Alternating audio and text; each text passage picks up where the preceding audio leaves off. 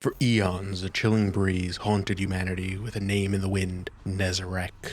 And as Nezarec's whisper grew louder, Guardians were beckoned to pursue their source. On March 10, 2013, an assault was made on the Witness's flagship, Essence. In the excursion, Guardians would experiment with light and dark, growing a tree of silver wings in the ship's heart, all while funneling power into the remnants of an ancient evil. Nezarec would be reborn, only to be swiftly cut down by Guardians. A simple story to be told at the fireside, perhaps. But instead, this tale quickly became a firestorm of its own. Many vocal community members were soon posting their opinions on Root of Nightmare's simplicity and overall lack of challenge, using the fact that teams had cleared its final boss using only Rat King during contest mode as an example for their arguments. Destiny's newest raid had quickly become a laughingstock, right alongside the campaign that it shipped with. But what if I told you that Root of Nightmares, in all of its simplicity, is actually the best raid that Destiny has to offer? There's no denying that Root of Nightmares features some of the simplest raid design that Bungie has ever added to Destiny, standing alongside Curse of Osiris's raid lair Eater of Worlds in many ways. I even commented in my Vault Encounter video that Bungie's raid team may have missed the mark with Ron, joking that the experience was akin to connecting the dots with little substance beyond. So how can I stand here and say that Root of Nightmares is actually the best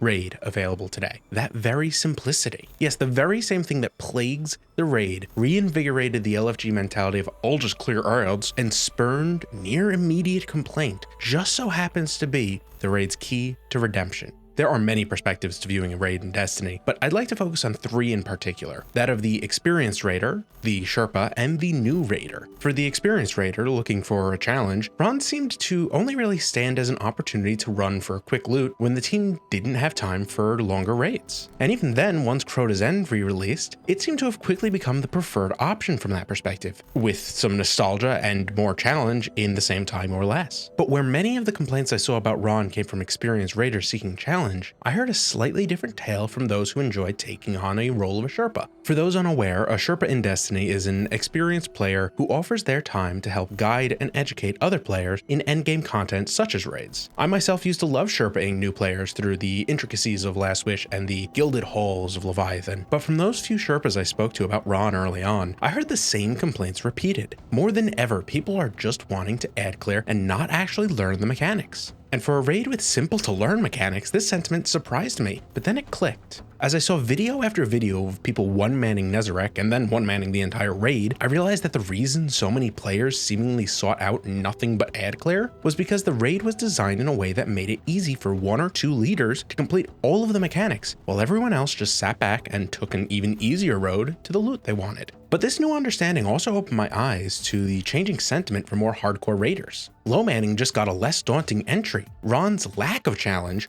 was quickly morphed into a challenge upon the community itself. How few Guardians can you and your friends use to end Nezarec's nightmare? The raid's design was no more complex than on day one, but it was through the desire of the community itself that the complexity was added to runs. Now, all of this is wonderful, but didn't I mention a third type of player? The new raider. Perhaps a player who may have never raided before but is eager to learn. Maybe a Guardian who has raided but isn't the most confident in performing mechanics. What I call a new raider is many things, but the most important thing that a new raider can be is open to an experience. For those Guardians who feel they need a handheld or need more experience before they can feel confident, Root of Nightmares becomes the ideal space for honing raiding skills, a feat that comes courtesy of Bungie's simplistic yet thorough utilization of mechanics. In Root of Nightmares, there are three key mechanics which are slowly taught to Guardians during encounters. In the first encounter, Cataclysm, players are introduced to the concept of chaining the field of light buff between nodes, seeking the correct node by following the ethereal trail. Come our second encounter, Schism, players utilize the same mechanic twice over, with the addition of the Flux of Darkness buff and some enemies that can only be killed while a specific buff is held, teaching teams that everyone can hold the buff at once. As players traverse across the chasm, they're taught about mixing light and dark to form a temporary darkness's refuge, protecting them from the pulsing surges of dark energy coming from Nezarec. Once in Macrocosm, it may seem like these concepts are thrown out the window, but instead they are merely morphed. This time a new buff is used to align planets, but light and dark must still be matched to like types. What Macrocosm introduces is a chance to learn about reading hidden information and acting upon it, as well as the idea that a boss can synergize with raid mechanics.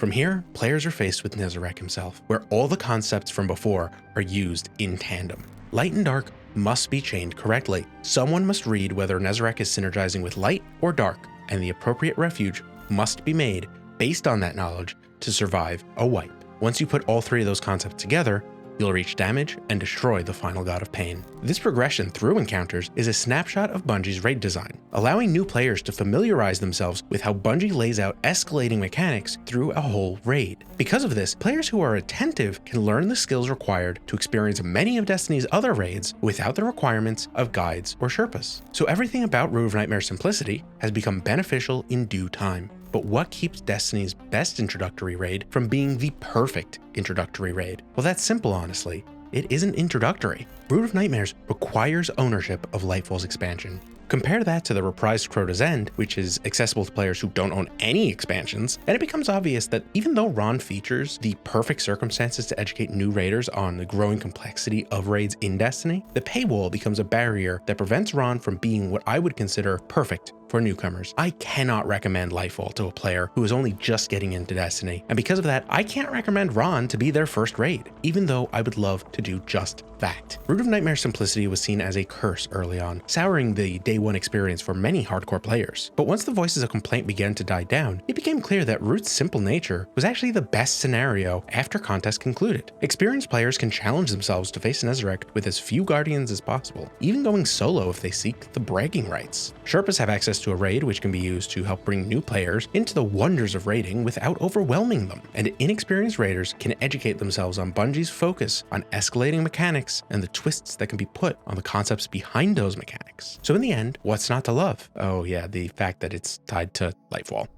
I may have joked about Root's simple nature in my last Wish video, but I hope it's become clear that I genuinely do love Ron for all it has to offer. And if I'm lucky, maybe I helped you see the hidden gem within. Until next time, Guardian, I've been the Armored Squid.